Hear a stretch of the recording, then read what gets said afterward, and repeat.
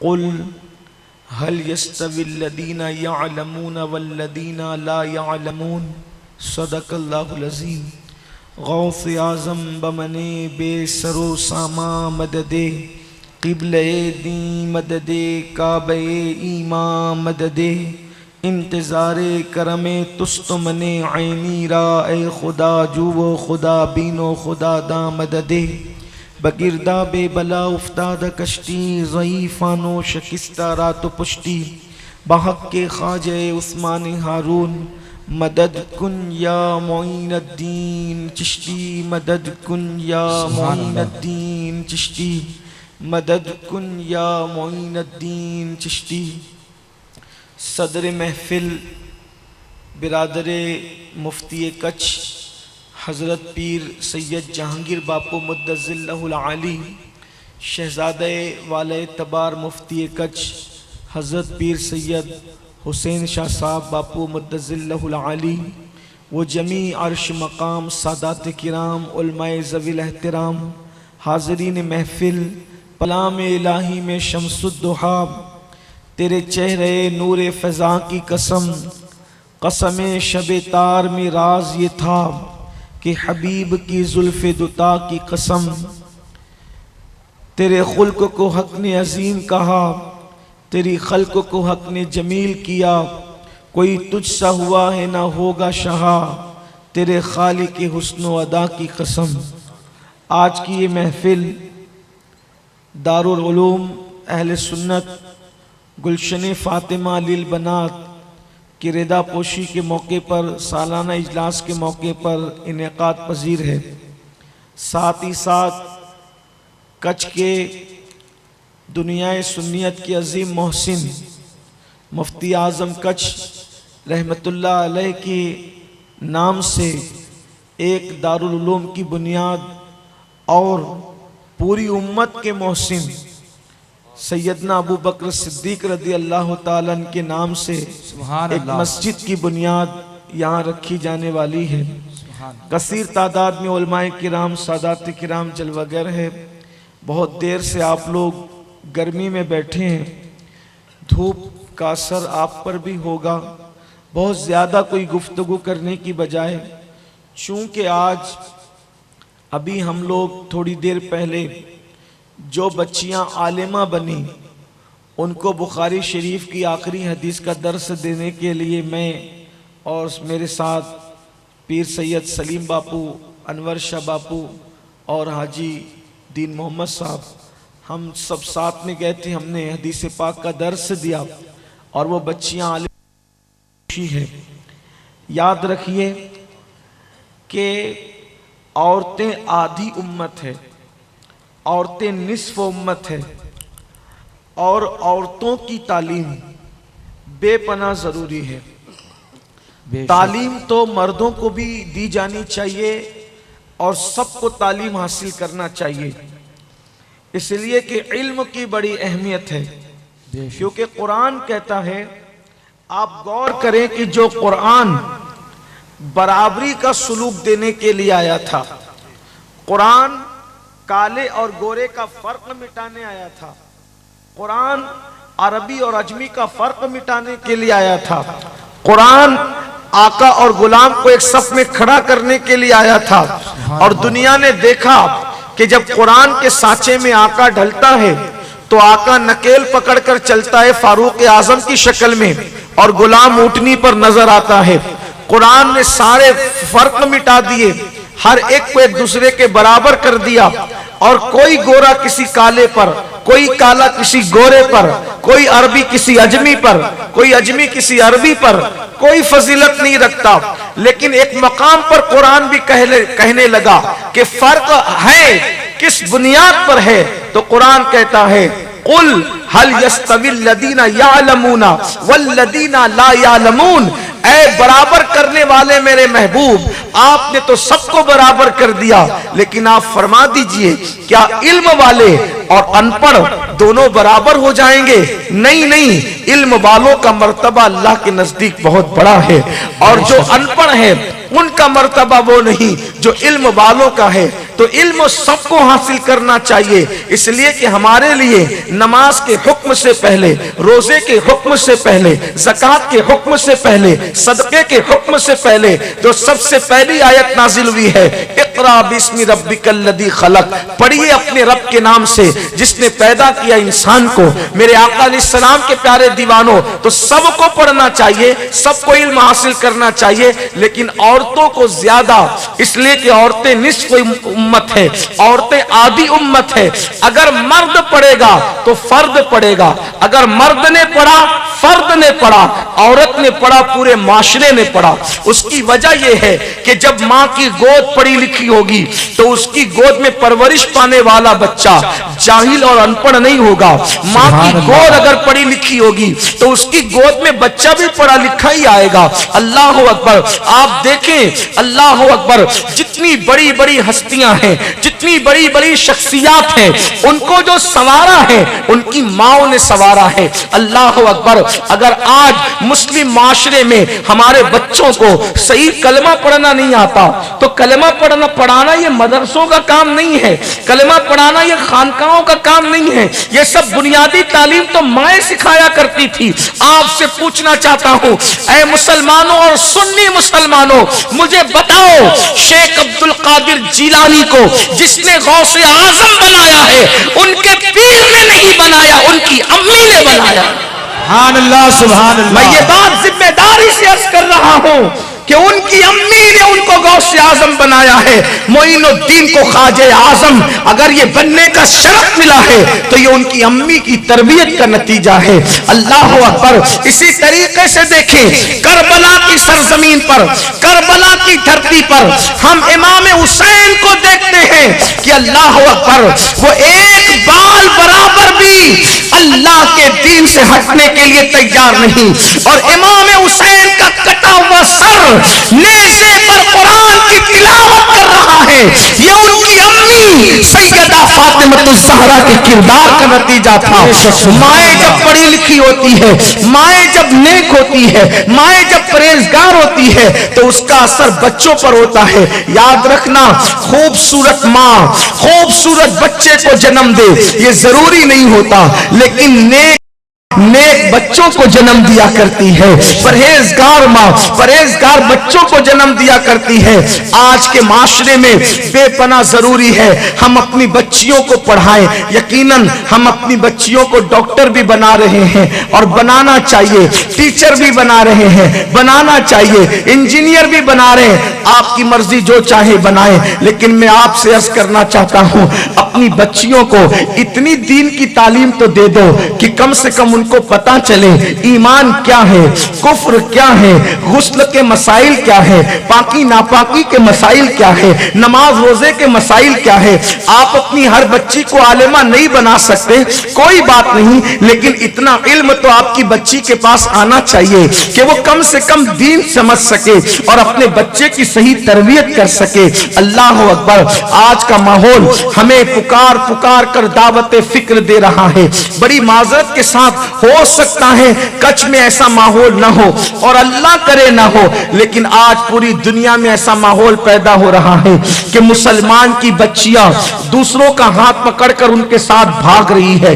उसकी सबसे बड़ी वजह यह है कि मुसलमानों की बच्चियों के पास इल्म दीन नहीं है, उनके पास दीन का इल्म नहीं है। ये सब वो जिहालत की बुनियाद पर कर रही है। अगर मुस्लिम बेटियां बेपर्दा घूम रही है तो जिहालत की बुनियाद पर घूम रही है। मुस्लिम बच्चियां अगर नमाज से दूर है तो जिहालत की बुनियाद पर दूर है।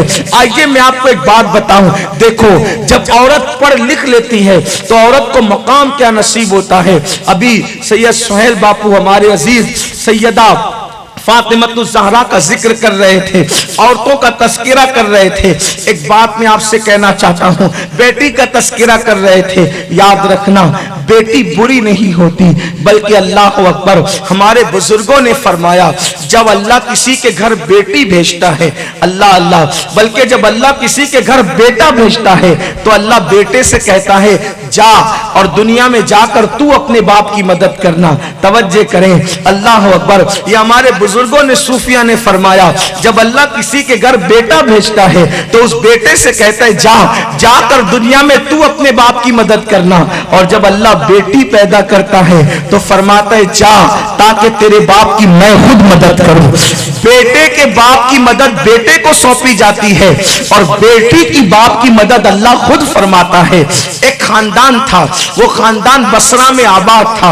एक बेटी पैदा हुई, दूसरी बेटी पैदा हुई, तीसरी बेटी पैदा हुई, चौथी मर्तबा उनकी बीवी मुराद से थी। तो बाप ने सोचा, माँ ने सोचा, तीन तीन मर्तबा बेटियां पैदा हो गई है, चौथे से बेटा होना चाहिए। ऐसा है, ये फितरी तकाजा है।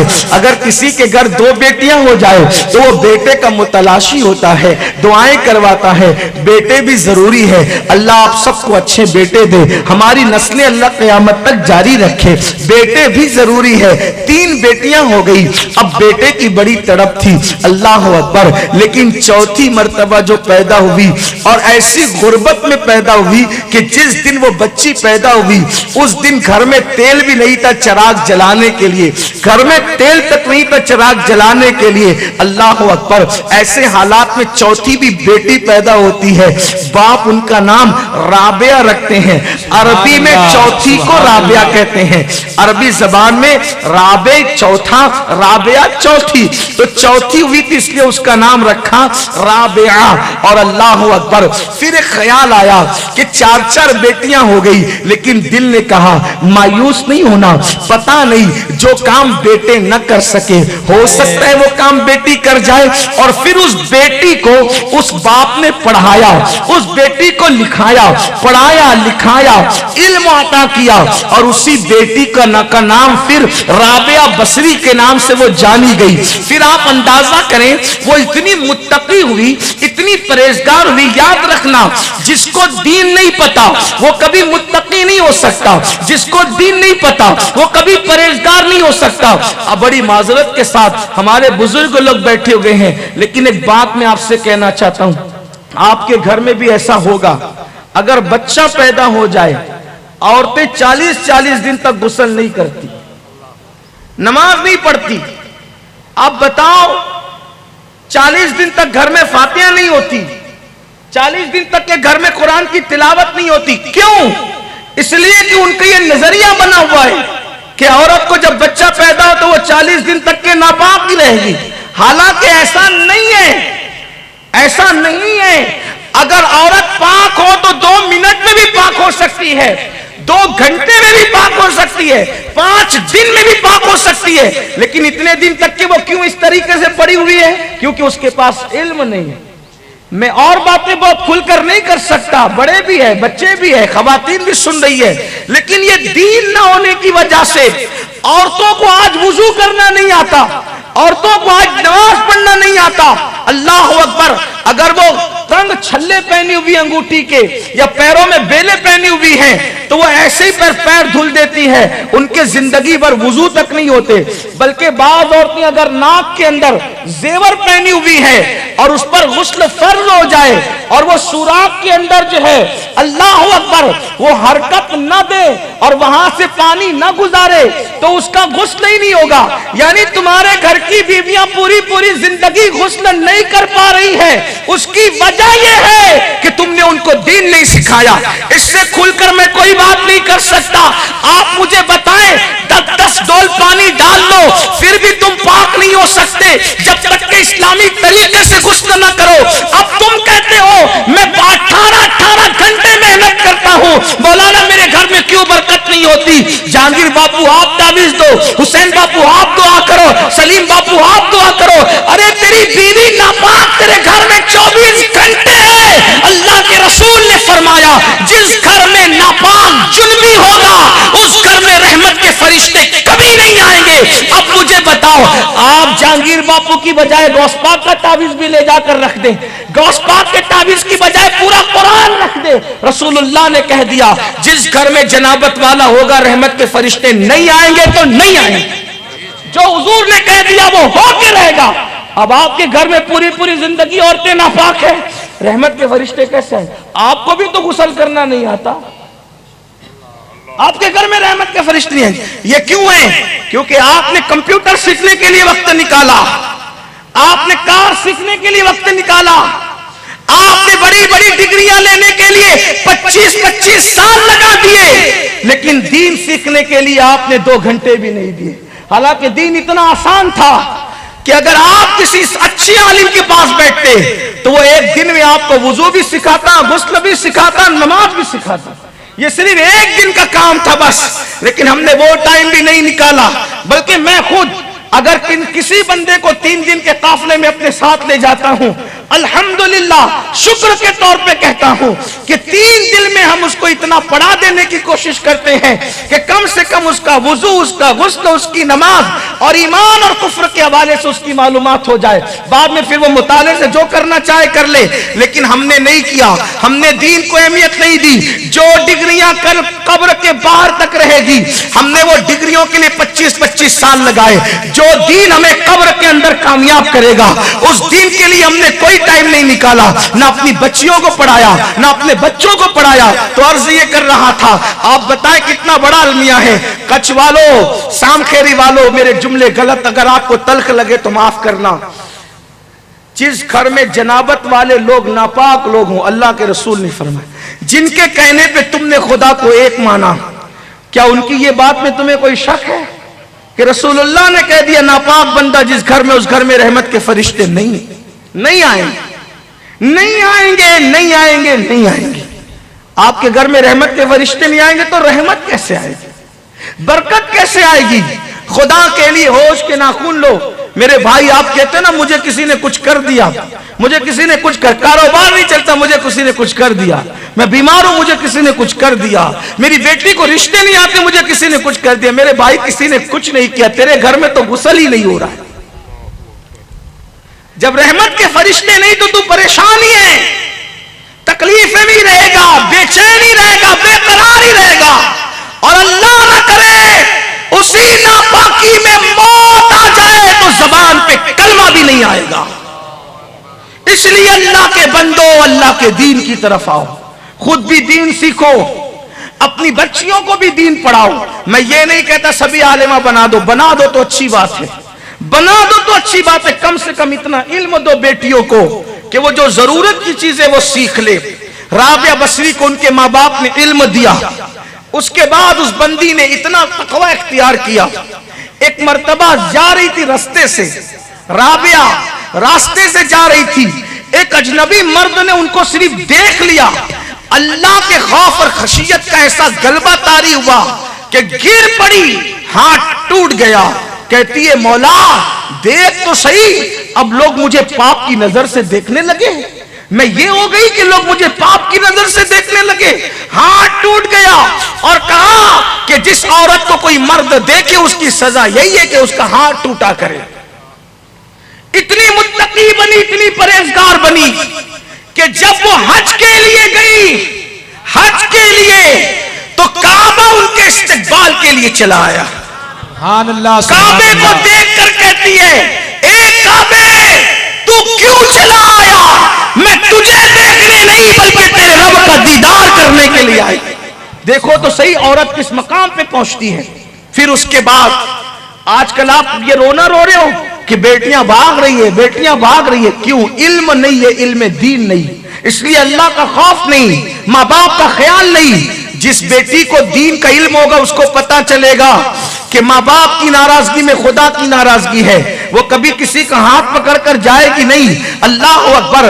आइए वो खूबसूरत बात में अर्ज करूं आपके सामने, जिसके पास इल्म हो वो तो निकाह करने से भी डरती है। अल्लाह अल्लाह। आइए आपको बताऊं, एक मर्तबा इमाम हसन बसरी के दिल में ख्याल आया कि हसन चलो निकाह करते हैं। हसन बसरी ये मौला अली के डायरेक्ट मुरीद हैं, डायरेक्ट खलीफा हैं, डायरेक्ट शागिर्द हैं। बहुत बड़ी हस्ती इमाम हसन बसरी हमारे सिलसिले कादरिया के इमामों में है। और अपने दौर के बड़े अजीम बुजुर्गों में, सूफिया में है। अल्लाह अकबर। ताबईन में इनका शुमार होता है। बहुत से सहाबा की इन्होंने जियारत की है। इनके दिल में ख्याल आया कि मैंने निकाह करना है। बहुत हसीन थे, बहुत खूबसूरत थे, बहुत बड़े आलिम थे, इसीलिए उनको इमाम कहा जाता है। अल्लाह अकबर। बड़े बड़े लोग अपनी बेटियां उनके निकाह में देने के लिए तैयार थे। बड़े बड़े लोग अपनी बेटियां उनके साथ शादी करने के लिए तैयार थे। हसन बसरी ने सोचा मैं कोई खूबसूरत औरत से निकाह करूंगा तो मेरे बच्चे खूबसूरत पैदा हुए, जरूरी नहीं। मैंने सबसे ज्यादा मुत्तकी औरत ढूंढना है, मैंने सबसे ज्यादा परहेजगार औरत ढूंढना है। और जब मुत्तकी ढूंढने निकले तो उनकी नजर पड़ती है राबिया बसरी की जात पे। सोचा इसका कद छोटा है, इसका रंग सांवला है, चलेगा। लोग तो काला कहते हैं, लेकिन मैं अदमन बात करूं कि अगर इसका रंग ज्यादा गोरा नहीं है, सांवला है, चलेगा, लेकिन कद छोटा है, चलेगा। उम्र इसकी बढ़ भी गई है, चलेगा। राबिया बसरी लेकिन है बड़ी मुत्तकी। पता है कितनी मुत्तकी थी, पता है कितनी परहेजगार थी। एक मर्तबा किसी दावत में गई। जब किसी दावत में वो गई तो दावत में जाने के बाद किसी ने बकरी का गोश्त पकाया। बकरी का गोश्त तो देखा तो देख करके कहा इसको मैं नहीं खा सकती। किसी ने कहा हजरत राबिया आखिर तो क्यों नहीं खा सकती? कहा ये मेरे लिए हलाल नहीं, उठा के ले जाओ। फिर उसके बाद वो साहिबे दावत ने अपने गुलाम को बुलाया। गोश्त कहां से लाया था? फुला कस्साब के यहां से। बुला कस्साब को। कस्साब से कहा बता बकरी कहां से लाई थी? कहा मैंने तो खरीदी थी। तो कहा कि चोरी की थी? कहा बिल्कुल नहीं, मैंने खरीदी थी। कहा हैरत है, खरीदी हुई बकरी और ईमान वाले कस्साब के घर से जब गोश्त आता है वो बुढ़िया को क्या हो गया, वो क्यों गोश्त नहीं खाती? तो उस वक्त कस्साब ने कहा माजरा क्या है? कहा राबिया को दावत दी थी, आई, खाया नहीं, कहा ये गोश्त मेरे लायक नहीं है। तो कस्साब ने कहा सच कहा उसने, इसलिए कि मैंने बकरी चरने के लिए छोड़ दिया तो बकरी ने मेरा चारा चरते चरते मेरे पड़ोसी का चारा खा लिया था। इसी वजह से राबिया बसरी ने तुम्हारे घर का खाना नहीं खाया। कि जिसके पेट में दूसरों का चारा चला जाए तो उसके घर का खाना राबिया ने, ये हमारी बेटियां थी, ये हमारी बेटियां थी। वल्लाह अगर आज भी हम अपनी बेटियों को पढ़ाएं तो अल्लाह ने हमारी बेटियों में वो गैरत अता की है कि वो दुनिया में नाम रोशन कर सकती है। हम मायूस नहीं है बेटियों से, हमारी मिट्टी में अल्लाह ने वो तासीर दी है कि आज भी बेटियों में सैयदा ज़ैनब का किरदार मौजूद है। सिर्फ माँ बाप को बेदार होने की जरूरत है। मैं पूछना चाहता हूँ बेटों से भी हम मायूस नहीं, लेकिन बेटियों से तो कभी मायूस नहीं। क्या तुम्हें नहीं पता जहां बेटे चुप हो जाते हैं वहां कर्नाटक में हमारी एक बेटी ने नारा लगा करके पूरी दुनिया के अंदर तहलका मचा दिया और दुनिया को बताया कि आज भी बेटी के नारे में इतनी ताकत है कि वो गुमनाम बेटी का नाम घर घर होता नजर आ रहा है। बेटियां आज भी हमारी ऐसी है, माँ बाप मेहनत करें। और उस लड़की के बारे में उसके बाबा ने बताया, उसके अब्बा ने, कि वो बेटी तहज्जुद गुजार बेटी है। हाँ, बेखौफी हुई पैदा नहीं होती। बेटियां सीरियल देखेगी तो थोड़ी अजनबियों में नारा लगाएगी। बेटी फिल्में देखेगी तो थोड़ी उसमें ये जुर्रत पैदा होगी। अपने पर्स के अंदर वो हीरो के फोटो रखेगी, थोड़ी ये जुर्रत पैदा होगी। जुर्रत ईमान की बुनियाद पे पैदा होती है, जुर्रत तकवे की बुनियाद पे पैदा होती है। तो अर्ज ये कर रहा था, एक मर्तबा राबिया बसरी के सामने भुना हुआ गोश्त रखा गया तो राबिया उस गोश्त को देख के रोने लगी। कमाई क्यों रो रही हो? तो फरमाती हैं ये बकरा तुमने जिंदा भुना कि काट कर भुना? तो कहा कि हमने इसको पहले ज़बाह किया, फिर ठंडा हो गया, फिर टुकड़े किया, फिर मसाला लगाकर इसको भुना। तो फरमाया राबिया ने अफसोस, तुमने मार डाल करके बकरा भुना तो इसके गोश्त का ये अंजाम हुआ। अल्लाह तो जिंदा जहन्नम के अंदर डालेगा, उस वक्त हमारा अंजाम क्या होगा? ये कह के राबिया इतना रोई कि पूरी महफिल रो पड़ी और फिर लोग वहां से बगैर खाए उठकर चले गए। राबिया भी चली गई। ऐसी मुत्तकी थी राबिया, राबिया बसरी, जिसने सैयदा फातिमा के किरदार को अपने दौर में जो है वो असर नौ जिंदा किया था, ये थी राबिया। इमाम हसन बसरी के दिल में ख्याल आया, ऐसी इल्म वाली, ऐसी मुत्तकी, ऐसी परहेजगार औरत से निकाह करना चाहिए। इमाम हसन बसरी खुद गए राबिया बसरी के पास, पर्दे के पीछे से कहा, राबिया मिलने आया हूं। कहा, हसन क्या बात है, क्यों मिलने आए हो, क्या बात है? हसन बसरी कहते हैं, एक बात कहने आया हूं। क्या? निकाह करना है, जाओ कर लो। निकाह करना है, जाओ कर लो। कहा, नहीं, आपसे निकाह करना है, आपको निकाह का पैगाम देना। पर्दे के पीछे से राबिया को निकाह का पैगाम है, क्योंकि राबिया का कोई था नहीं, बाप का इंतकाल, मां का इंतकाल, तीनों बहनें छोड़कर चली गई थी। छोटी बहन को यहां वहां परवरिश हुई, बाप के इंतकाल के बाद यहां वहां हालात गुजरे बड़ी कस्मपुरसी में, लेकिन चूंकि बाप ने इल्म दे दिया था, मां ने इल्म दे दिया, पैर नहीं डगमगाए। एक मर्तबा तो किसी ने राबिया को बेच दिया, राबिया को बेच दिया किसी ने, कनीज बन गई। कनीज बन गई तो क्या करती, दिन भर अपने मालिक का काम करती, रात को इबादत करती। एक दिन, आजकल की औरतों को तो इतनी आसानियों में घर का काम करके भी 5 वक्त की नमाज की फुर्सत नहीं। बहाने, मौलवी साहब, पीर साहब, मैं कैसे नमाज पढ़ूं, इतना काम होता है, बर्तन झाड़ू, ये वो, कैसे नमाज, बच्चे इतने हैं। मैं कहता हूं, मेरी बहन, तू मौलवी को बहाने बनाकर धोखा दे सकती है, मौला को तू धोखा नहीं दे सकती। जब मौला पूछेगा ना तो तू नहीं जवाब दे पाएगी। तेरे 4 बच्चे हैं, तू हम 2, हमारे 2 वाली है। सैयदा फातिमा ज़हरा के 6-6 बच्चे थे, 5-5 बच्चे थे, लेकिन आपने, अल्लाह अकबर, कभी फर्ज तो फर्ज, नफिल नमाज भी नहीं छोड़ी। नफल नमाज शुरू करती, एक सजदे में पूरी रात गुजर जाती, पूरी एक सजदे में पूरी रात गुजार देती। चक्की चलाती तो कुरान पढ़ती, खाना बनाती तो कुरान पढ़ती, बच्चों को झूला देती तो कुरान पढ़ती। ये उनका किरदार था। और आज कानों में ईयरफोन लगा करके खाना पक रहा है, कौन सी बरकत होगी खाने में? और खाना, जिस खाने पे लानत बरस रही हो, उसके खाने वालों का दिल क्या मुनव्वर होगा? कुछ नहीं होगा। ये सब बिगाड़ पैदा हो रहा है। और लोग समझते हैं घर में सारा पाप करो, सारे बिगाड़ करो, फिर किसी मौलवी को बुलाकर इस्लाह माशरा पे साल में एक तकरीर करा लो, पूरा माशरा सुधर जाएगा। पेट में हराम जा रहा है, अल्लाह की लानत बरस रही है, घर में रहमत के फरिश्ते नहीं आ रहे हैं। मौलवी साहब की तकरीर ने क्या करना है? उनकी तकरीर ने कौन सा इनकलाब बपा करना है? जब तक कि हम अपने घर के अंदर का माहौल दुरुस्त नहीं करेंगे, बिल्कुल हमारा हाल ऐसे ही होगा जैसे किसी ने एक प्याले के अंदर पेशाब डाल दिया। अब आप कितना भी पानी डालते रहे, जो भी कटोरे में जाएगा क्या होगा? नापाक ही तो होगा। तो जब तक के कटोरा पाक नहीं होगा, उस वक्त तक के किसी पानी ने तब्दीली नहीं लाना है। तो पहले घर का माहौल पाक कीजिए, घर का माहौल गुनाहों की नहुसत से पाक कीजिए, बेनमाजीपन की लानत से पाक कीजिए, अपने घरों के अंदर काफिरों की तहजीब और उनके तमद्दुन को बाहर निकाल कर फेंकिए। जब हमारे घरों में इस्लामी माहौल पैदा होगा, तब आलिमों की तकरीर आपके दिलों के अंदर इनकलाब पैदा करेगी। आप जानते हैं, गाने सुनते, म्यूजिक सुनते हुए खाना पकेगा तो उस पर तो लानत बरसनी। औरतें दुरूद पढ़ के बनाए खाना, नाते पढ़ते हुए बनाए खाना, कुरान की तिलावत करते हुए बनाए खाना, फिर देखो एक एक लुकमे के साथ नूर अंदर दाखिल होगा। औरतें कहती है मेरा शौहर दूसरी से आंखें लड़ाकर उससे पाप करता है। मैंने कहा तूने लानत का खाना खिलाया तो उसके पेट में जाएगा तो वो यही सारे काम तो करेगा। मेरी बहन, अगर तू दुरूद पढ़ते हुए खाना बनाए, इंशाअल्लाह वो नूर बनेगा और वो तेरे शौहर के अंदर असर पैदा करेगा, तासीर पैदा करेगा। मेरी बहनों से कहना चाहता हूं, कड़वे फलों को शहद की मक्खियां चूस करके दुरूद पढ़ते हुए छत्ते तक जाती है तो वो शहद के अंदर तासीर शिफा की पैदा हो जाती है, शहद मीठा हो जाता है। तुम दुरूद पढ़ते हुए खाना बनाओगी तो वो खाने में भी शिफा होगी और उसमें भी अल्लाह तासीर पैदा फरमा फरमा देगा। याद रखो, अपने घरों के अंदर दीनी माहौल पैदा करो। तो बात दूर न निकले मैं अपनी बात को समेटते हुए, इसलिए कि काफी देर से आप भी बैठे हुए हैं, मैंने भी गुफ्तगू वक्त पे मुकम्मल करना है, सुबह का वक्त भी शुरू हो चुका है, लेकिन बस बात सुन ले।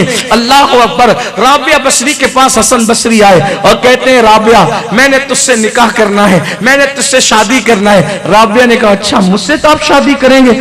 आपसे शादी करने को मना कौन करेगा, आपसे निकाह करने के लिए इनकार कौन करेगा? लेकिन हसन, मेरे कुछ सवालात हैं, अगर तुम मेरे सवाल का जवाब दे दो तो मैं तुम्हारे साथ शादी करने के लिए कुछ सोच सकती हूँ, कुछ गौर कर सकती हूँ। हसन बसरी ने सोचा, एक औरत है, इसके पास इल्म तो है, लेकिन मेरे जैसा इल्म तो इसके पास नहीं है ना, क्योंकि हसन बहुत मौला अली के डायरेक्ट शागिर्द, मुरीद और खलीफा, कितना इल्म होगा हसन बसरी के पास। हसन बसरी ने सोचा, एक औरत है, सवाल क्या कर लेगी? तो हसन बसरी के सामने राबिया बसरी ने पहला सवाल किया, हसन मुझे एक जवाब दो कि राबिया जन्नत में जाएगी कि जहन्नम में जाएगी? राबिया जन्नती है या जहन्नमी है? अब वो आजकल के जलसे के नाजिम की तरह नहीं थे, आजकल के मुकर्रिरों की तरह नहीं थे कि जो कंधा सहला करके कह रहे तू तो सुन्नी है, तू जन्नत में नहीं जाएगा तो कौन जाएगा, तूने तो गौस पाक का दामन पकड़ा है, गरीब नवाज का दामन पकड़ा है। इस तरीके से आपको धोखा दिया जाता है ना। लेकिन एक बात मैं आपसे कहना चाहता हूं, मेरे गौस के दामन में कोई कमी नहीं, मेरे ख्वाजा के दामन में कोई कमी नहीं, लेकिन मैं ये बात बिल्कुल सुन्नियों के जलसे में कहने में बिल्कुल जो है वो खौफ नहीं करूंगा कि जिसके हाथ में नमाज का दामन नहीं है उसके हाथ में गौसे पाक का दामन कभी नहीं हो सकता। जो सिर्फ जुमा की 2 रकात पढ़ के भाग जाता है, दुआ में भी नहीं रुकता, उसके हाथ में गरीब नवाज का दामन कभी नहीं हो सकता। आप क्या समझते हो, गौसो ख्वाजा हमारी 11वीं और 6वीं के मोहताज है? वल्लाह, खुदा ने उनको उतने मर्तबे दिए, वो पैदा होने के बाद भी किसी के मोहताज नहीं थे, और कब्र में तो जन्नत के बागों में है। वो ना हमारी चादरों के मोहताज है, ना हमारी घाघरों के मोहताज है, ना हमारी 6वीं 11वीं के मोहताज है। हम जो करते हैं अपनी बिगड़ी बनाने के लिए करते हैं, हम उनको कोई फायदा नहीं पहुंचा सकते। मेरे अल्लाह ने उनको वो मर्तबे अता किए हैं कि अब उनकी बुलंदी का अंदाजा कोई नहीं कर सकता। लेकिन सुनियो, अगर हमारे घरों की फ्रिज में शराब रखी हुई है, उस हाथ में कभी इमाम हुसैन का दामन नहीं आ सकता। जिनके बच्चे हाथों से जुआ खेल रहे हो, मोबाइल पर रमी खेल रहे हो, इजी मनी के चक्कर में, जुए और लॉटरी के चक्कर में पड़ गए हो, और मोबाइल पर जो नए नए फंक्शन के अंदर जुए आ गए कि घर में बैठकर करोड़पति बनो, जो ऐसे जुओं के अंदर मुब्तला हो, उनके हाथों में कभी रसूलुल्लाह का दामन नहीं हो सकता। क्यों? इसलिए कि इमाम गजाली फरमाते हैं, जिसने जुए के आलात अपने हाथ में लिया, कयामत के दिन वो इस हालत में उठेगा कि उसका हाथ सूअर के खून में रंगा हुआ होगा। मुझे बताओ, जिसका हाथ सूअर के खून में रंग जाए, क्या उसके हाथ में रसूलुल्लाह का दामन हो सकता है? क्या उसके हाथ में गौसे आजम का दामन हो सकता है? क्या उसके हाथ में गरीब नवाज का दामन हो सकता है? आप बड़ी बड़ी बात कुछ भी करते रहे, सच्चाई ये है, जब तक अल्लाह के घर से नहीं जुड़ोगे, आपके हाथ में न गौस पाक का दामन है, न गरीब नवाज का दामन है। धोखा दे रहे हो, धोखा अपने आप को। मरने के बाद जब रूह जिस्म से निकलेगी, तब हाथ मलोगे, रोगे, पछताओगे, लेकिन उस वक्त पछताने से कुछ काम नहीं आएगा।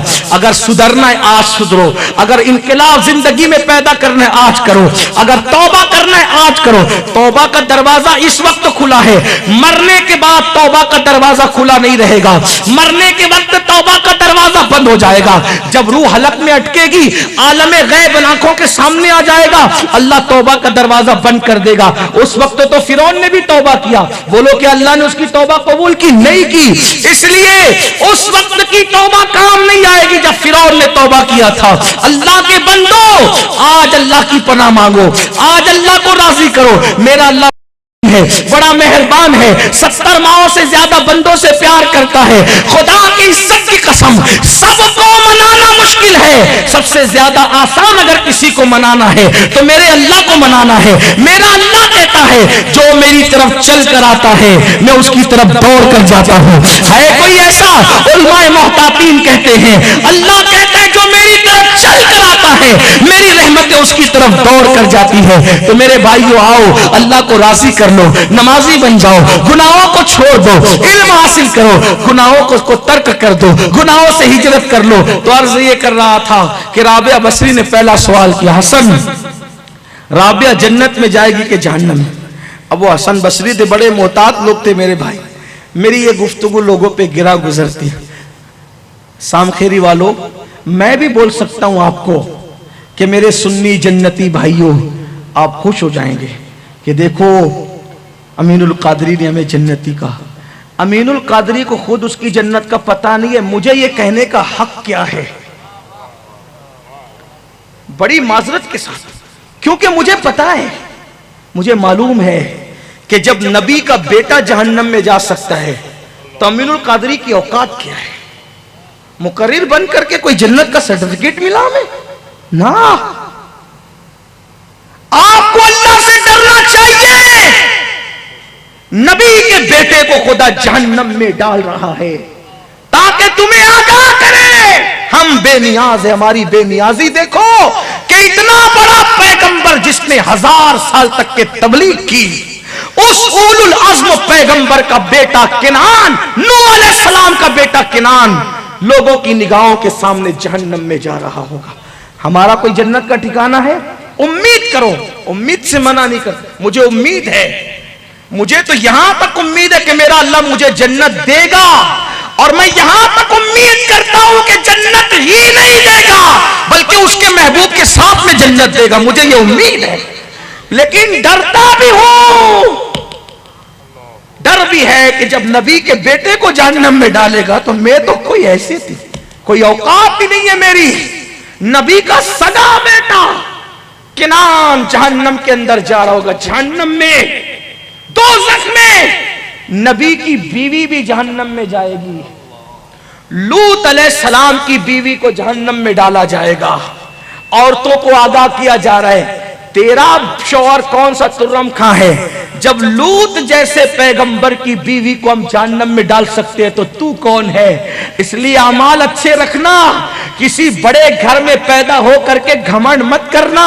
नबी के घर से बड़ा किसका घर हो सकता है? लेकिन लूत पैगंबर की बीवी जहन्नम में जा रही होगी, और फिर सोचो नबी का सगा चचा इब्राहिम खलीलुल्लाह का सगा चचा आजर बिच्छू की शक्ल में जहन्नम में जाएगा। नबी का सगा, जिसका जिक्र कुरान में, चचा किसको कहते हैं? चचा बाप के बराबर होता है। नबी का सगा चचा, खलीलुल्लाह जैसे का सगा चचा आजर बिच्छू की शक्ल में जहन्नम में जा रहा होगा। सोचा जब इतने बड़े बड़े लोग जहन्नम में जाएंगे तो जुआ खेलने वालों, तुमने कोई वीआईपी सर्विस लिखाई अल्लाह से? जिना के अड्डों को आबाद करने वालों, हमारे अंदर कोई सुर्खाब के पर लगे? औरतों पे पाप की नजर डालने वालों, शराब के अड्डों को आबाद करने वालों, खुदा को छोड़ करके अपनी अनानियत के अंदर डूब जाने वालों, हम कौन है? हम क्या है? अपनी औकात क्या है? अपनी हैसियत क्या है? अरे तुम, मैं क्या, राबिया बसरी क्या, उम्मुल मोमिनीन सैयदा आयशा सिद्दीका, जिसके बिस्तर पे कुरान नाजिल होता है, जब वो अपनी मगफिरत की दुआ करती है तो इतना रोती है कि उनका दुपट्टा भीग जाता है तो उसको निचोड़ना पड़ता है। जिसके बिस्तर पे कुरान नाजिल हो वो अपनी मगफिरत के लिए इतना रो रही है, हम कितना रोए मगफिरत के लिए, हमने कितना आंसू बहाया। अंदाजा है अम्मा आयशा सिद्दीका की अजमत का। मैं अहले इल्म की तवज्जो चाहता हूं, कायनात की किसी औरत के बिस्तर को यह मकाम हासिल न हो सका कि उसके बिस्तर पे कुरान नाजिल हो।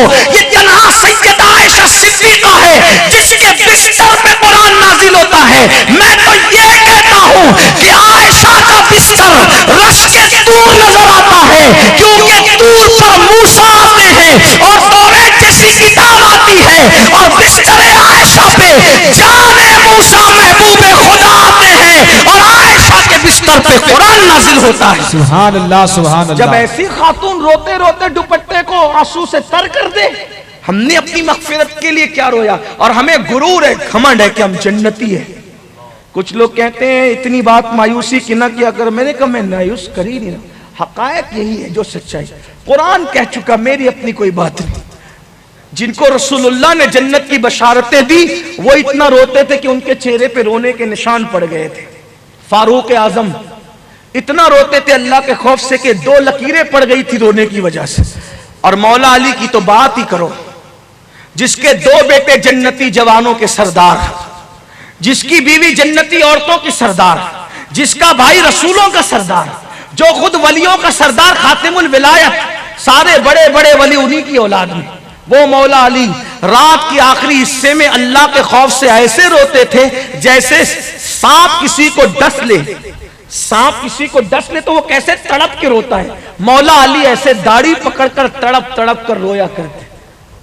जिसके बेटे जन्नती जवानों के सरदार हैं और अल्लाह के रसूल ने कहा अली तू जन्नत भी बांटने वाला है, जहन्नम भी बांटने वाला। जो जन्नत बांटने वाला हो वो इतना रो रहा है, और अभी जिनका जन्नत का कोई ठिकाना ही नहीं, वो बेचारे नाजिम की बात पर और मुकर्रिरों की बात पे एतबार कर बैठे, हम तो जन्नती, हम जन्नत में नहीं जाएंगे तो मौलाना कौन जाएगा। मेरे अजीज, धोखा मत दो अपने आप को, हंसने की बात नहीं है। अल्लाह के बंदो तौबा करो, अल्लाह से डरो, तो बात को तूल होता है और बात जो वो लंबी होती है। मैं बात समेटते हुए करूं, राबिया ने पूछा हसन बसरी से, हसन राबिया जन्नत में जाएगी कि जहन्नम में? इमाम हसन बसरी चुप हो गए, खामोश हो गए, कोई जवाब नहीं दिया। याद रखना, जहां इल्म होगा वहां ज्यादा खामोशी होगी, बकबक नहीं होगी। इसलिए कि जो समुंदर है वो खामोश रहा करते हैं और घड़े खाली खूब बजा करते हैं। ये जो घड़े बज रहे हैं ना, इल्म नहीं है। जहां इल्म है वहां बहुत सुलझी हुई बात है, बहुत एहतियात की बात है। हसन बसरी चुप थे, कोई जवाब नहीं दिया। इतने बड़े बड़े मसले का हल करने वाला हसन इमाम हसन बसरी चुप है। हसन बसरी कौन है आपको पता नहीं है? मौला अली कहते थे बसरा के सारे मिंबर उठा करके रख दो, किसी को खिताब करने का हक नहीं है जब तक बसरा में हसन बसरी मौजूद है। खिताब सिर्फ हसन बसरी का होगा, बस किसी का नहीं। वो हसन बसरी है, रसूलुल्लाह के रजाई बेटे, उम्मुल मोमिनीन उम्मे सलमा का दूध पिया है उन्होंने, वो इमाम हसन बसरी है और वो चुप है। मेरा ईमान तो ये कहता है अगर हसन बसरी कह देते राबिया जन्नती है तो राबिया का जन्नती होना यकीनी हो जाता, मेरा अकीदा है। लेकिन वो समझ रहे थे कि वो राबिया कोई छोटी मोटी चीज नहीं है, अभी कुछ कहूंगा तो दूसरा सवाल खड़ा कर देगी। राबिया कोई छोटी मोटी हस्ती तो थी नहीं। तो कहा बताओ हसन, राबिया जन्नती है कि जहन्नमी? चुप थे, सर नीचा किया। अभी पहले सवाल का जवाब नहीं दिया तो दूसरा सवाल किया, बताओ हसन मेरे दूसरे सवाल का जवाब दो। क़यामत के दिन अल्लाह के रसूल ने फरमाया कि किसी का नामे अमाल सीधे हाथ में दिया जाएगा, किसी का नामे अमाल उल्टे हाथ में दिया जाएगा। तो जिसके नामे अमाल सीधे हाथ में होगा वो जन्नत में जाएगा, जिसका नामे अमाल उल्टे हाथ में होगा वो जहन्नम में जाएगा। तो बताओ राबिया बसरी का सीधे हाथ में नामे अमाल मिलेगा कि उल्टे हाथ में? हसन बसरी ने सर नीचा कर लिया, कोई जवाब नहीं था, कोई जवाब नहीं था। अभी दूसरे का जवाब नहीं मिला, तीसरा सवाल कर दिया, हसन निकाह करने आए हो ना मुझसे? ये है इल्म वाले, ये इल्म वाले। कहां हसन बसरी जैसा निकाह का पैगाम ले आता और ये सवाल की बौछार, और कहां आज की बच्चियां किसी का भी हाथ पकड़ के जाए। फर्क क्या है? वहां इल्म था, तकवा था, यहां इल्म नहीं। हाँ, इल्म दो वरना खून के आंसू रोगे। बेटियों को पढ़ाओ, क्योंकि आज लोगों को शऊर आया है बेटी पढ़ाओ बेटी बचाओ। मेरे नबी ने 1450 साल पहले बचाया भी पढ़ाया भी। बेशक, सुभान अल्लाह। अपनी बेटी को इतना पढ़ाया कि जन्नती जवानों के सरदार ने उनसे पढ़ा। हाँ, और अपनी बेटी की जो इज्जत की वो कोई बाप उसका तसव्वुर नहीं कर सकता। जब लोग अपनी बेटियों को जिंदा दफन कर रहे थे उस दौर में मेरे नबी अपनी बेटी की आमद पर उठ करके खड़े हो जाते थे, सुभान अल्लाह, सुभान अल्लाह, चूमते थे और कहते थे फिदा के उम्मी व अबी या फातिमा, फातिमा तुझ पर मेरे माँ बाप कुर्बान हो जाए। राबिया बसरी ने कहा हसन बसरी बताओ निकाह करने आए हो ना, मेरा नाम है अमाल सीधे हाथ में होगा कि उल्टे हाथ में? हसन बसरी चुप। तीसरा सवाल कर दिया, हसन बसरी अल्लाह के रसूल ने फरमाया लोग पुलसरात से गुजर कर जन्नत में जाएंगे, सबको पुलसरात से गुजरना है। और वो पुलसरात क्या है जो हदीस में आया है? इमाम जलालुद्दीन सुयूती लिखते हैं कि वो बाल से ज्यादा बारीक है, तलवार से ज्यादा तेज है।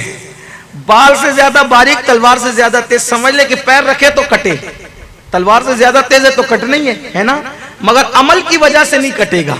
और सिर्फ तलवार से ज्यादा तेज मैटर नहीं है, उसके अंदर बारीक बारीक कांटे भी उगे हुए, यानी वो कांटेदार पुल है, वो कांटेदार ब्रिज है जिस पर, और वो है जहन्नम के ऊपर।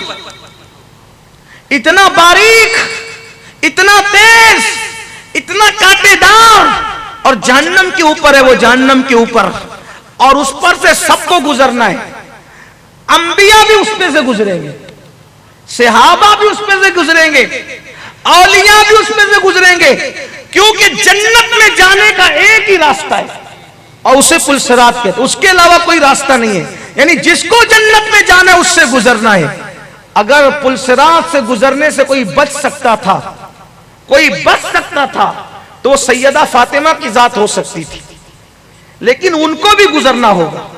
मगर ये और बात है कि जब वो गुजरेगी तो अर्श से नीचे, अर्श के नीचे से आवाज आएगी, मैं शर्मानो, अपनी निगाहों को झुका लो, फातिमा बिन्ते मोहम्मद पुल सिरात से गुजर रही है। सुभान अल्लाह, सुभान। और जैसे बिजली कूदती है, इस शान से सैयदा गुजर जाए, लेकिन गुजरेगी वो भी। अब आप सोच सकते हैं, इतने बड़े बाप की बेटी जब गुजरेगी तो हम कैसे बच पाएंगे? तो राबिया कहती है, हसन, हदीस पाक में आया कि सब पुल सिरात से गुजरे, जो गुजरेगा वही पार लगेगा, वरना लोग कट कट के गिरेंगे। तो हसन, आप जरा मुझे तीसरे सवाल का जवाब दो कि राबिया पार लगेगी कि कट कट के गिरेगी? हसन बसरी चुप थे।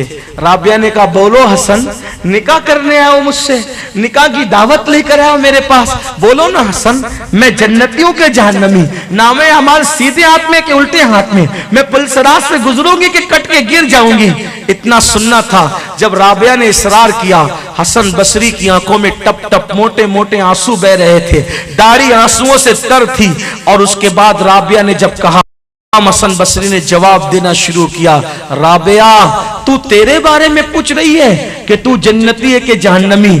मैं खुद अपने बारे में यकीन से नहीं कह सकता कि हसन बसरी जन्नत में जाएगा कि जहन्नम में जाएगा। मैं अपने बारे में नहीं कह सकता राबिया, तो तुम्हारे बारे में मैं कैसे कह सकता हूँ? मेरे नामे अमाल सीधे हाथ में होगा कि उल्टे हाथ में होगा, मैं अपने बारे में नहीं कह सकता राबिया, मैं तुम्हारे बारे में कैसे कह सकता हूँ? और फिर हसन बसरी की रोते रोते चिड़िया बन गई। कहा, राबिया, तू कहती है तू पुल सिरात से गुजरेगी कि कट करके गिरेगी? हसन को आज तक ये भी खबर नहीं है कि हसन बसरी पुल सिरात से पार लगेगा कि हसन बसरी खुद कट कट के गिर जाएगा। राबिया, मुझे मेरे बारे में भी पता नहीं है, मैं तेरे बारे में कैसे बता दूं? तो राबिया की आंखों में आंसू थे। राबिया ने कहा, हसन, इतनी मुश्किल मंजिल है ना, कितनी कठिन मंजिल है ना, कितनी कठिन मंजिल है।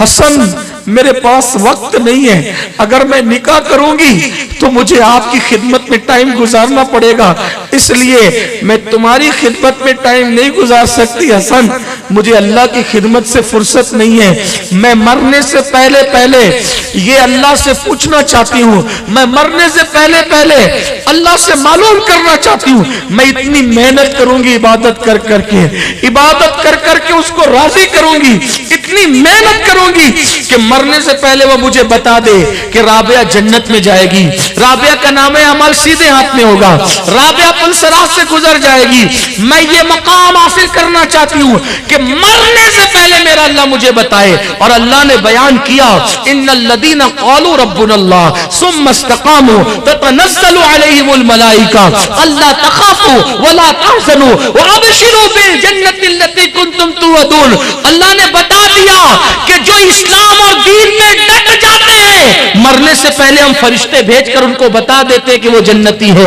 उनको जन्नत की बशारत दी जाती है। फिर राबिया बसरी ने बहुत मेहनत की, कितनी मेहनत की मैं आपको बता नहीं सकता, लेकिन इतना कि जब रातों को उसको नींद आती थी राबिया को, तो राबिया अपने बालों को अपने घर की बल्ली में, अपने घर के पिलर से बांध देती थी और कहती थी, जालिम नींद, अगर तू मुझे सताएगी तो मैं तुझे यही सजा दूंगी। राबिया की अगर आंखें बंद हो जाती थी, नमक उठा करके आंख में डाल लेती थी, अरे आंख, तू मुझसे नींद मांग रही है, ये ले तेरी सजा है। ये हाल था, रोजाना रोजे से रहती थी राबिया बसरी, ये हाल था। अल्लाह अकबर। किसी ने कहा, राबिया, ओ राबिया, ओ राबिया, इतनी इबादत क्यों कर रही है? तो राबिया कहती है इबादत इसलिए इतनी कर रही हूं कि क़यामत के दिन मेरी वजह से मेरे नबी का सर फख्र से ऊंचा हो जाए। क्यों? इसलिए कि और नबियों की उम्मत भी आएगी, मेरे नबी की उम्मत भी आएगी, तो मेरे नबी मेरी इबादत को देख के कहेंगे और नबियों से, देखो तुम्हारी उम्मत के मर्दों ने जितनी इबादत नहीं की, मेरी उम्मत की एक औरत उतनी इबादत लेकर के आई। ये उसका जज्बा था राबिया बसरी का। फिर पता है जो अल्लाह के लिए तपते हैं, कुड़ते हैं, भूखे प्यासे रहते हैं, रातों को जगते हैं, जो कुर्बानी देते हैं, फिर उसका करम भी तो होता है। हम जैसे गुनहगार और पापियों पे इतना करम करता है तो फिर वो अपनों पे जो उसके हो जाते हैं। फिर राबिया का इंतकाल हो गया। देखो मर्तबे कैसे मिलते हैं। फिर राबिया का इंतकाल हो गया, राबिया का इंतकाल हो गया। तो राबिया का इंतकाल हुआ तो लोगों ने उनको कब्र में रख दिया। ऐसी खुशबू उठी कि सारे जनाजे में शरीक होने वालों के मशामे जा मुअत्तर हो गए। मिट्टी डाल दी गई। एक वली को सूझी, ये बुढ़िया बहुत इबादत करती थी, जरा देखो तो इसके कब्र का हाल क्या है। इसके कब्र का हाल, आंख बंद की, मुराकबा किया तो देखा कि फरिश्ते आए कब्र में। राबिया को उठाया, राबिया से पूछा मर रब्बो के, तेरा रब कौन है? और राबिया तेरा रब कौन है? और राबिया ने कहा मैं इंसान हूं फरिश्तों, मैं सच भी बोल सकती हूँ, झूठ भी बोल सकती हूँ, मुझसे क्यों पूछते हो मेरा रब कौन है? उससे पूछो जरा राबिया कौन है, उससे पूछो राबिया कौन है। तब निदा आती है फरिश्तों हटो। ये वो लोग हैं, ये लोग वो लोग हैं जिनके लिए तो जन्नत की रानाइयां बनाई गई। तो देखो अल्लाह के बंदो, जो अल्लाह की तरफ आते हैं उनके ये मकाम होते हैं। मैं उम्मीद करता हूं आज की इस महफिल में कि आप ये अहद करके जाएंगे, खुद भी गुनाहों से हिजरत कीजिए, नेक बनिए, अपने बच्चों को नेक बनाइए, खुद पढ़िए, अपने बच्चों को पढ़ाइए, अपनी बेटियों को पढ़ाइए। और आपको ये नहीं कहता कि सिर्फ दीन पढ़ाइए, नहीं, अपने बच्चों को doctor, teacher, engineer, IAS, IPS बड़े बड़े ओहदे दिलाइए। अपने खर्चे कम करो, अपने शौक कम करो, अपने पैसे बचाओ और अपने पैसों को तालीम पे खर्च करो। इसलिए कि हिंदुस्तान के आज के माहौल में, सिर्फ हिंदुस्तान में नहीं दुनिया के आज के माहौल में, अगर हम लोगों से मुकाबला कर सकते हैं, आज तलवार की जरूरत नहीं, आज डंडे की जरूरत नहीं, आज गाली गलौज की जरूरत नहीं, आज जरूरत है कलम की। कलम उठाओ।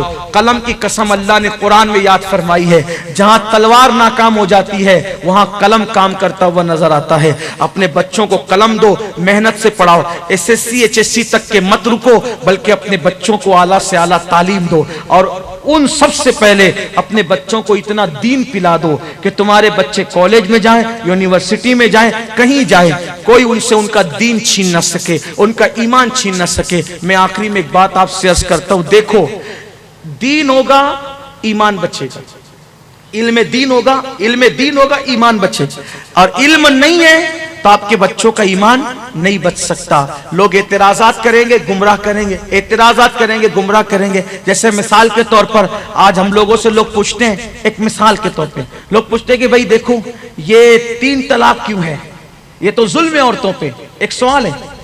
और जिसके पास इल्म नहीं उसको लगे हाँ यार कि एक औरत बेचारी शादी होके आती है, उसको 3 तलाक दे दी जाती है, तो ये तो जुल्म ही है ना, ऐसा लगता है। लेकिन अगर जिसके पास इल्म हो तो इल्म होगा तो पता चलेगा कि 3 तलाक औरतों पे जुल्म नहीं है, ये 3 तलाक औरतों की हिमायत में आया है, औरतों की मदद के लिए आया है। आप कहेंगे कैसे मदद के लिए आया?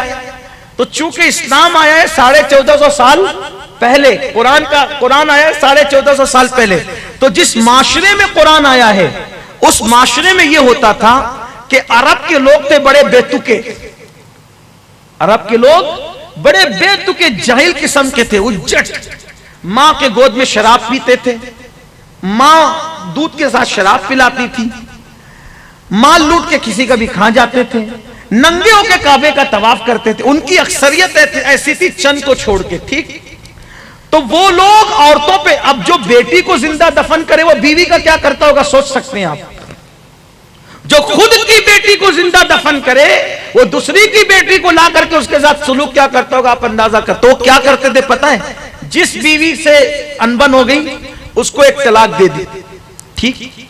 अब तलाक दे दी तो वो मुकम्मल तो जुदा नहीं हुई ना, अभी तो वो कुछ रिश्ता बाकी ना एक तलाक पर, अब उसको इद्दत गुजारने के बाद जो है वो बाहर होनी है वो, ठीक।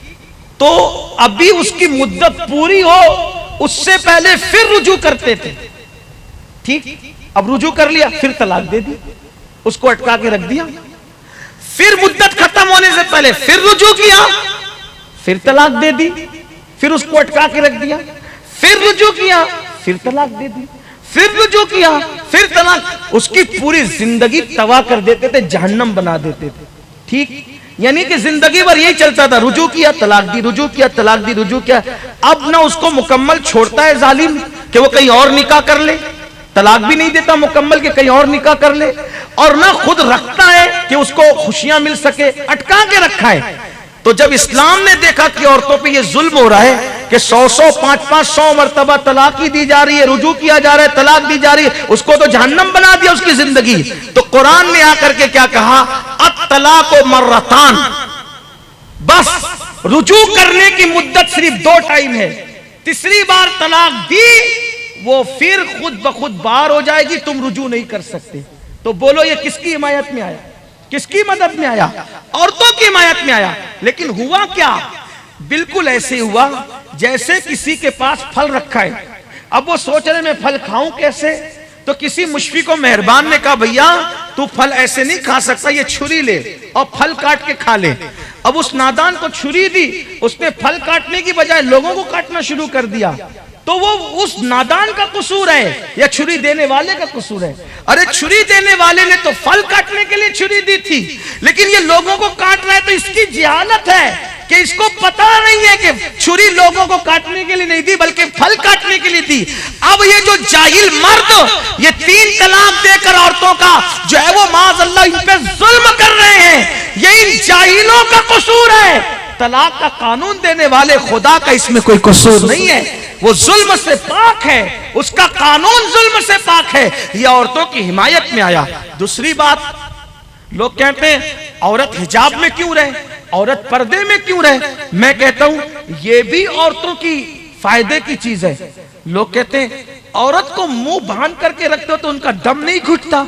मैं कहता हूं कि अब तो ये जवाब आसान हो गया है। 3 साल से तो तुम भी मुंह बांध करके फिर रहे थे और तुम्हारा दम नहीं घुटता। तो उन्होंने कहा इसलिए कि अपने आप को क्यों छुपा रहे थे कि बीमारी से महफूज रहे। मैंने कहा मेरे अजीज, ये जिस्मानी बीमारी से महफूज रहने के लिए जब तू मुंह छुपा सकता है तो वो निगाहों के पाप की बीमारियां जो औरतों को पाप की नजर से तकती है, ऐसे जैसे भूखा कच्चे गोश्त को देखता है, ऐसे भूखा जैसे दस्तरखान को देखता है, वैसे लोग औरतों पे पाप की नजर डालते हैं। तो इस्लाम कहता है कि औरत अपना मुंह छुपा करके रखे ताकि किसी पापी की नजर उस पे न पड़े। देखो लोग कहते हैं नहीं छुपाना चाहिए, नहीं छुपाना चाहिए, तो मैं कहता हूं कि एक बात मैं तुमसे पूछता हूं, जिन खानों पर मक्खियां बैठती है मैं उन लोगों से पूछता हूं, IAS ऑफिसर साहब, IPS ऑफिसर साहब, प्राइम मिनिस्टर साहब, चीफ मिनिस्टर साहब, बड़े अदब से हम आपसे पूछते हैं, हम झगड़ालू लोग नहीं है, हम सूफियों के मानने वाले हैं, आपसे पूछता हूं जिस खाने पर मक्खी बैठती है क्या वो खाना आप खाते हो? तो कहा नहीं खाते। कहा क्यों? बीमारी होती है। तो मक्खी से बचाने के लिए आप करते क्या हो? तो कहा कि उस पर ढक्कन ढक देते हैं। मैंने कहा ढक्कन भी तो हिजाब है, तुम जिसको ढक्कन कहते हो उसको हम अरबी में हिजाब कहते हैं।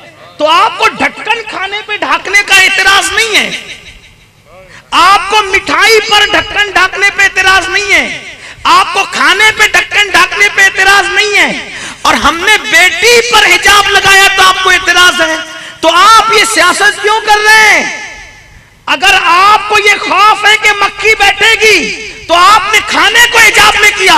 तुझे खाना मक्खी से बचाना है तो तूने खाने को हिजाब किया, हमने कोई एतराज नहीं किया। हमने बेटी को पाप वालों की नजर से बचाना है तो उनको हिजाब में कर दिया, तो हमने कौन सा गुनाह किया? एक बिल्ली है जिसका मुंह चूहे के खून से रंगा हुआ है और दूध रखा हुआ है, मैंने दूध ढांक दिया तो बिल्ली मुझ पे नाराज हो रही है, तूने दूध क्यों ढाका, तूने क्यों? अरे तेरे मुंह में चूहे का खून लगा है।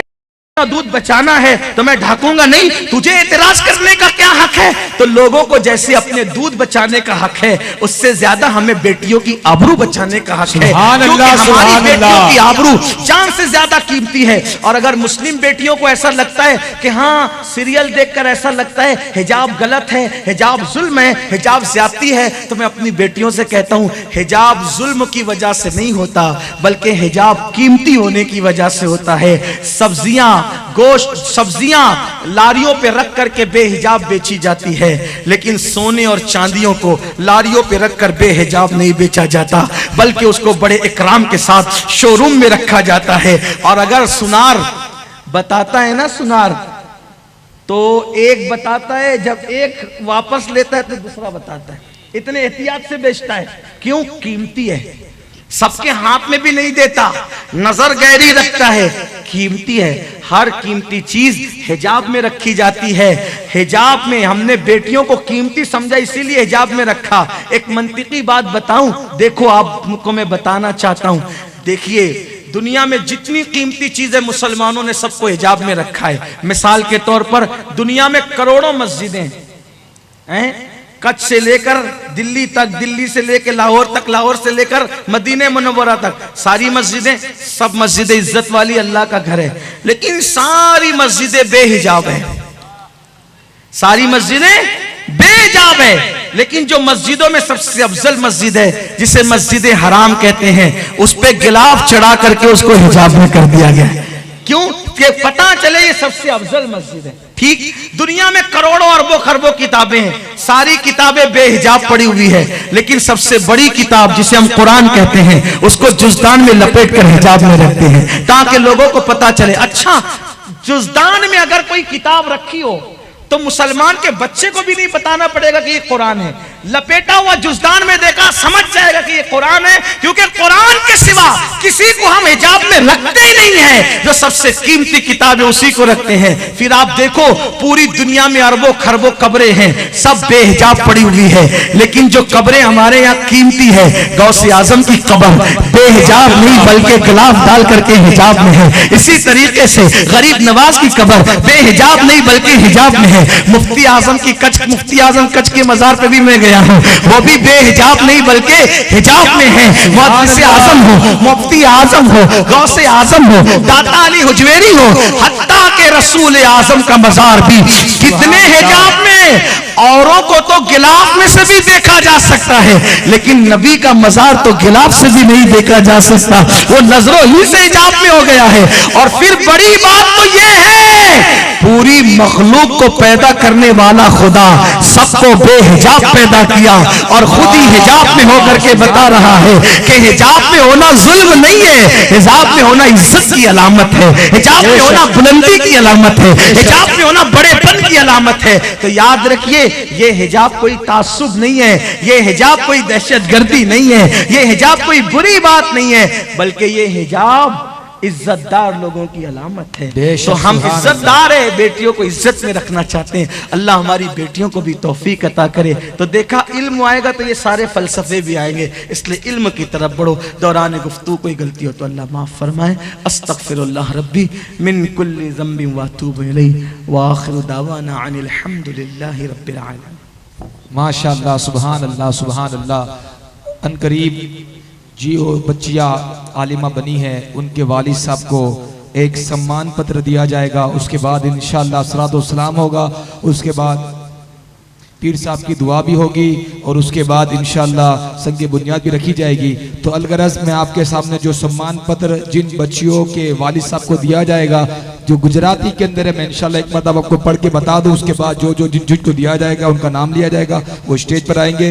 फरमाते लिखा हुआ है कि इसमें गुलशन फातिमा ज़हरा रज़ियल्लाहु तआला अन्हा ट्रस्ट संचालित सम्मान पत्र, आतिया सम्मान पत्र आपका मावेचे के जनाब सरदार दाऊद भाई, सिद्दीक भाई तथा मोहतरमा आमिना बेन रहवासी लाला तालुका अबडसा नी पुत्री शबाना बेन ने आ संस्था संचालित जामिया गुलशन फातिमा ज़हरा रज़ियल्लाहु ताला अन्हा लिल बनात सामख्यारी मध्य फाजिला आलिमा कारीना कोर्स माटे અમો ને તાલીમ આપવાનો જે મોકો આપવામાં એડમિશન કરાવેલ તે તમામ મુસ્લિમો માટે એક ઉદાહરણ પૂરો પાડેલ છે અને આપની પુત્રીએ ખૂબ જ મહેનત તેમજ ખતની તાલીમ લીધેલ છે તે બદલ આપને આ સન્માન પદક આપવામાં અમો ગૌરવની લાગણી અનુભવીએ છીએ। प्रमुख जनाब हाजी इस्माइल हाजी नूर मोहम्मद राउमा, जनरल सेक्रेटरी जनाब हाजी दिन मोहम्मद हाजी नूर मोहम्मद राउमा। तो मैं चाहता हूं कि जिन जिनका नाम लिया जाए वो जल्द से जल्द स्टेज के ऊपर आ जाए। अल्हम्दुलिल्लाह इस दारुल के अंदर 11 लड़कियां फाजिला बनी हैं और 13 लड़कियां आलिमा बनी हैं और 1 लड़की कारिया बनी है। तो सबसे पहले नंबर पर फाजिलों का जो फाजिला बनी है उनके वालिद साहब को बुलाया जाएगा, स्टेज पर वो आए। सबसे पहला नाम है शंगार शबाना के वालिद साहब दाऊद भाई आए। शंगार शबाना के वालिद साहब दाऊद भाई आए।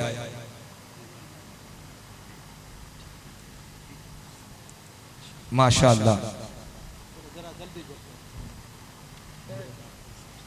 दूसरे नंबर पर हिंगोरा मुस्कान के वालिद साहब जनाब यूसुफ भाई आए, यूनुस भाई आए। दूसरे नंबर पर हिंगोरा मुस्कान के वालिद साहब जनाब यूनुस भाई आए। तीसरे नंबर पर कुंधार जिन्नीरा के वालिद साहब मोहतरम रमजान भाई आए, तीसरे नंबर पर। चौथे नंबर पर कोरागा सुल्ताना के वालिद साहब जनाब अब्दुल रहमान साहब आए। जिन तक मेरी आवाज पहुंची हो थोड़ा जल्दी रखे। पांचवें नंबर पर राउमा हलीमा के वालिद साहब जनाब कासिम भाई आए। छठे नंबर पर सुमरा यास्मीन के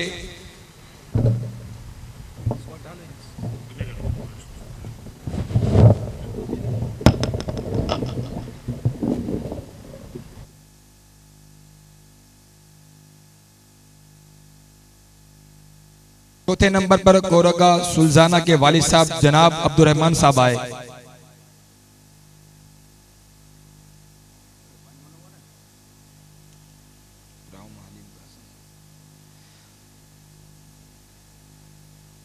माशाल्लाह। एक मरतबा नारा कोई आवाम से भी लगा दे, आवाम से भी कोई नारा लगा दे। नारे तकबीर, नारे रिसालत। पांचवें नंबर पर राउमा हलीमा के वालिद साहब कासिम भाई भी आए। छठे नंबर पर सुमरा यास्मीन के वालिद साहब ईशा भाई भी आए। सातवें नंबर पे जत रहमत के वालिद साहब जनाब अहमद भाई भी आए।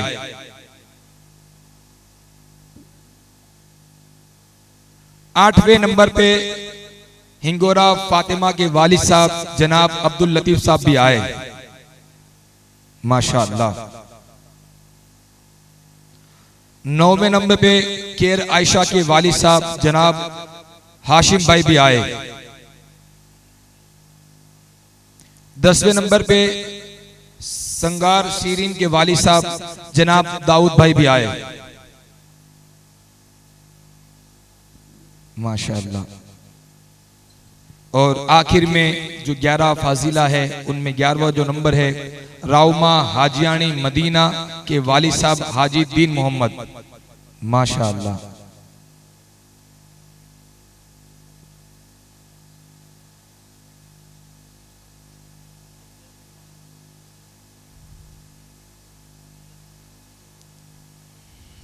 माशाअल्लाह। इसमें जो 11वें नंबर की जो बेटी है ये हमारे हाजी साहब दीन मोहम्मद साहब की शहजादी है। माशाअल्लाह। ये थी 11 फाजिला। अब मैं इंशाअल्लाह 13 जो आलिमा है उनका मैं नाम लूंगा। अव्वल नंबर पे है सैयदा हाजुमा के वालिद साहब सैयद अली शाह बावा।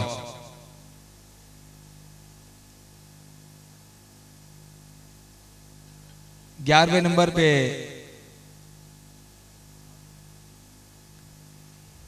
माशाअल्लाह नारे तकबीर, नारे रिसालत, नारे रिसालत।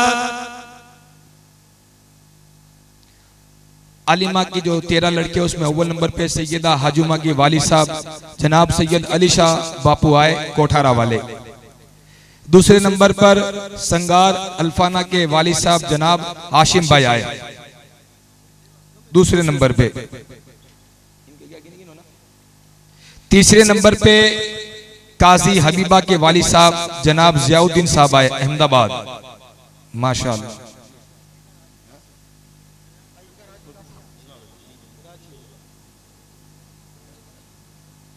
संगार हाँ 3 नंबर, तेरे नंबर से दी थी। मैं फिर से अव्वल नाम से नाम बताता हूँ। पहले नंबर पे सैयदा हाजुमा के वालिद साहब जनाब अली शाह भाई, अली शाह बापू। दूसरे नंबर पे संगार अल्फाना के वालिद साहब जनाब हाशिम भाई। तीसरे नंबर पर काजी हबीबा के वालिद साहब जनाब जियाउद्दीन। चौथे नंबर पे है पीरज़ादा शाहीन के वालिद साहब जनाब सिद्दीक शाह, जनाब सिद्दीक शाह। पांचवें नंबर पे खान कुलसुम के वालिद साहब जनाब हारून।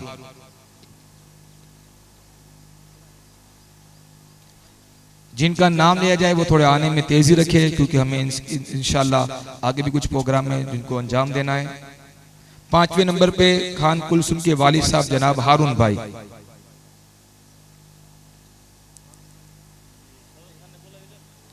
हारून भाई पांचवें नंबर पे। छठे नंबर पे हिंगोरा हाजरा के वालिद साहब जनाब अबू बकर भाई।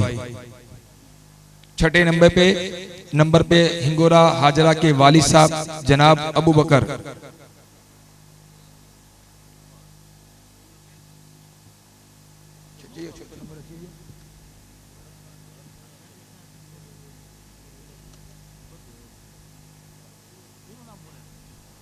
छोटो नाम बोलो, हाजिर अबू बकर।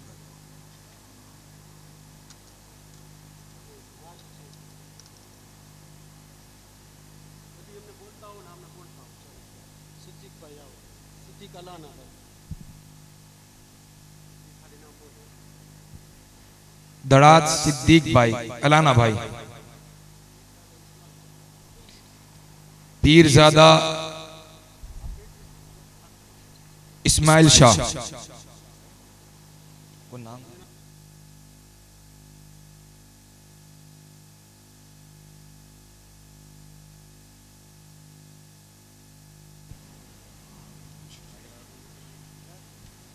छोटा नंबर दे भाई, तो नाम गिने ने बोला 30 तारीख को ना 7 नंबर बोला। पीरज़ादा इस्माइल शाह, उनकी बेटी रजिया जो आलिमा बनी है, उनके वालिद साहब इस्माइल शाह।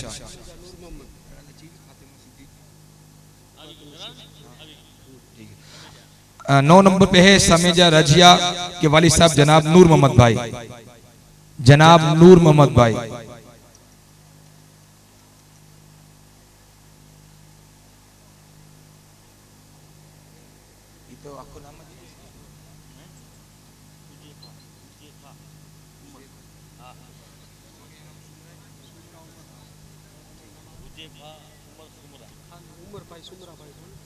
ठीक है। 10वें नंबर पे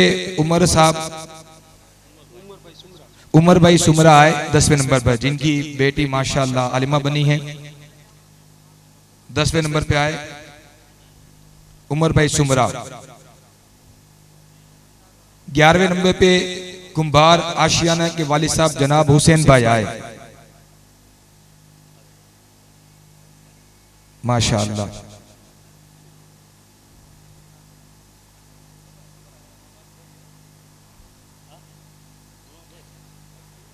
जनाब हुसैन भाई 11वें नंबर पे।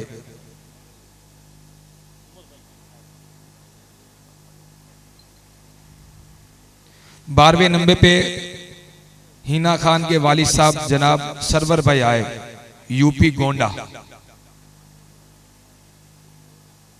12वें नंबर पे।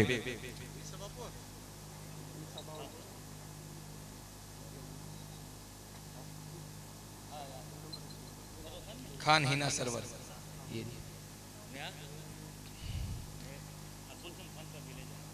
आखिर में 13वें नंबर पर राइमा रिजवाना के वालिद साहब जनाब वली मोहम्मद साहब आए।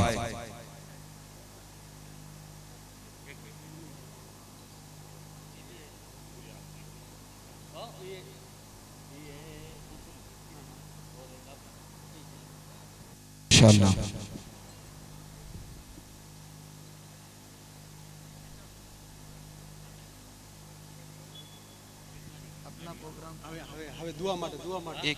और एक सनद है, प्रमाण पत्र है कारिया का नाम है हाजी नूर मोहम्मद साहब, वो आए और ले जाए सम्मान पत्र।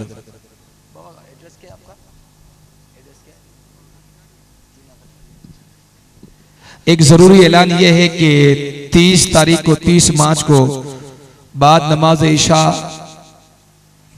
जनाब नूरुल मशाइख सैयद नूर मियां साहब का खिताब रखा गया है जुना कटारिया। बाद नमाज मगरिब नियाज भी है, तो आप तमामी हज़रात से अदबन गुजारिश है कि 30 तारीख को जुना कटारिया तशरीफ ले आए जी। और कोई जाए नहीं, क्योंकि सदर जलसा पीर तरीकत हाजी जहांगीर शाह बाबा इंशाल्लाह दुआ करेंगे, और दुआ जो होती है महफिल का मेन जो होता है वो दुआ होती है। तो आप कोई ना जाए, तशरीफ रखे, इंशाल्लाह दुआ होगी। कुछ देर के लिए इंतजार करें, दुआ होगी इंशाल्लाह, उसके बाद संगे बुनियाद भी होगी। ठीक है, तशरीफ रखे। सुन्नी दावत, अगर कोई किताबें लेने का शौकीन हो तो वो जरूर किताबें खरीदे। आप तशरीफ रखे, अभी सलात और सलाम पढ़ना भी बाकी है, आप जाए नहीं, तशरीफ रखे।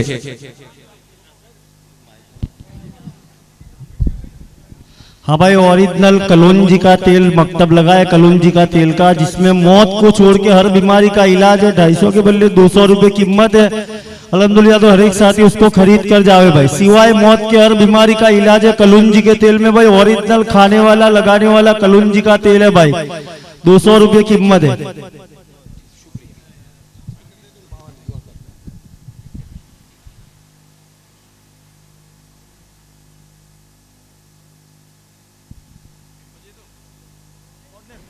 हेलो हेलो,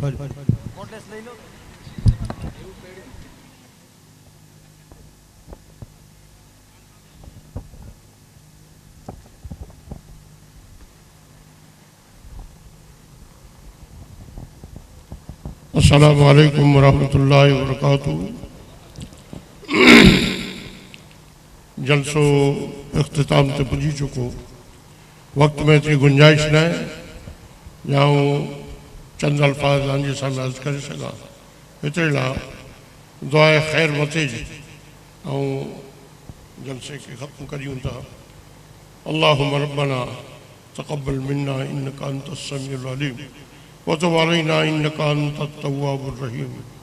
अल्लाहुम्मा रब्बना अंत हाफ़िज़ुना व नासिरुना व मईनुना व मौलाना फ़िद दुनिया वल आखिरह।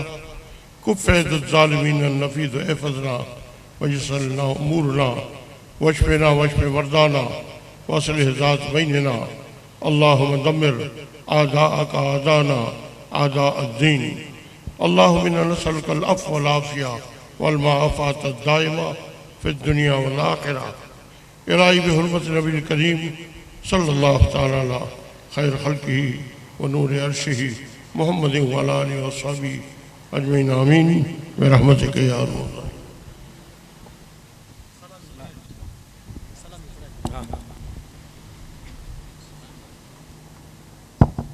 मौलाया सल्ली व सल्लिम दाइमन अबदन अला हबीबिका खैरिल खल्क़ि कुल्लिहिम सल्लल्लाहु अला मुहम्मद सल्लल्लाहु अलैहि वसल्लम सल्लल्लाहु अला मुहम्मद सल्लल्लाहु अलैहि वसल्लम।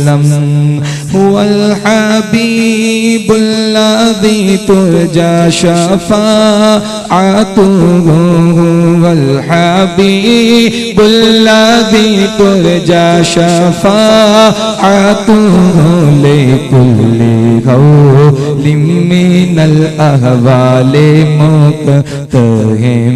मौलाया सल्ली व सल्लिम दाइमन अबदन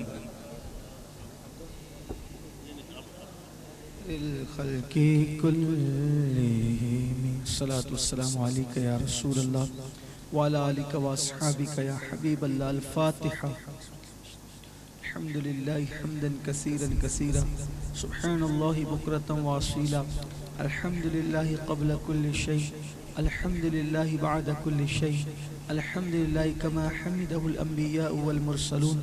अल्लाहुम्मा सल्लि अला सय्यदिना व मौलाना मुहम्मद व अला आलि सय्यदिना व मौलाना मुहम्मद सलातन तुनज्जिना बिहा मिन जमीइल अहवालि वल आफात व तक़दीलना बिहा जमीअल हाजात व तुतहिरुना बिहा मिन जमीइस सय्यिआत व तरफ़उना बिहा इंदका आला दरजात व तुबल्लिगुना बिहा अक़सल गायात मिन जमीइल खैरात फिल हयाती व बादल ममात इन्नका अला कुल्लि शैइन क़दीर। अल्लाहुम्मा रब्बना आतिना फिद दुनिया हसना व फिल आखिरति हसना व क़िना अज़ाबन नार। या अल्लाह या रहमान या रहीम, तेरे हबीब सल्लल्लाहु अलैहि व आलिहि वसल्लम के सदक़ो तुफ़ैल हम सब की बेहिसाब मग़फ़िरत फरमा। या अल्लाह हमारे वालिदैन की बेहिसाब मग़फ़िरत फरमा। कुल मोमिनीन मोमिनात मुस्लिमीन मुस्लिमात की मग़फ़िरत फरमा। या अल्लाह हमें नेक बना दे, हमें नमाजी बना दे, गुनाहों से नफ़रत अता फरमा, नेकियों की तौफ़ीक़ अता फरमा। हमें और हमारी क़यामत तक की नस्लों के दिलों में नबी और आले नबी का सच्चा इश्क अता फरमा। एहतराम सहाबा हमारे दिलों में पैदा फरमा दे, दिलों से कीनों को दूर कर दे।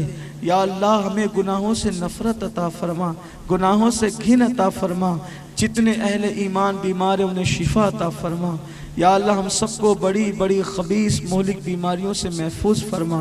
हासिदीन के हसद से बचा, अशरार के शर से बचा, जालिमों के जुल्म से बचा। मेरे अल्लाह गुलशन फ़ातिमा लिल बनात इस इदारे को दीन 11वीं रात 12वीं तरक्की अता फरमा। हमारे उस्मान बापू, दीन मोहम्मद भाई और जितने अहबाब इसमें लगे हुए काम कर रहे हैं, अल्लाह इसके तमाम रफ़क़ा को सेहत सलामती दराज़ उम्र बिल खैर अता फरमा।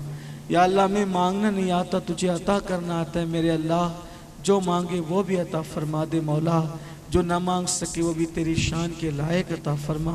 या अल्लाह दीन और दुनिया की सब भलाइयाँ अता फरमा, दुनिया और आखिरत की रुसवाइयों से हम सब की हिफाजत फरमा। मेरे अल्लाह तू हम सब से राज़ी हो जा, तेरे महबूब को राज़ी फरमा दे।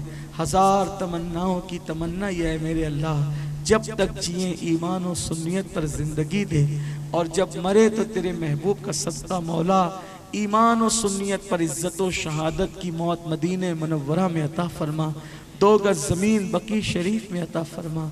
क़यामत के दिन तेरे महबूब के साथ उठना नसीब फरमा। उन्हीं की शफात से बेहिसाब उनके पड़ोस में जन्नत अता फरमा। इलाही बहक़ के बनी फ़ातिमा के बर कौल ईमा कुनम ख़ातिमा, अगर दावतम रद कुनी वर कबूल, मनो दस्त दामान आले रसूल। इन्नल्लाह व मलाइकतहु युसल्लूना अलन नबी या अय्युहल्लज़ीना आमनू सल्लु अलैहि व सल्लिमू तस्लीमा।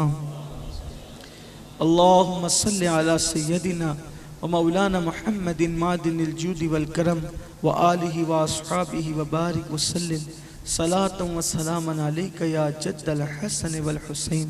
सुब्हान रब्बिका रब्बिल इज़्ज़ति यसिफून व सलामुन अलल मुरसलीन वल्हम्दुलिल्लाहि रब्बिल आलमीन। बहक़ ला इलाहा इल्लल्लाह, ला इलाहा इल्लल्लाह, ला इलाहा इल्लल्लाह मुहम्मदुर रसूलुल्लाह सल्लल्लाहु अलैहि वसल्लम।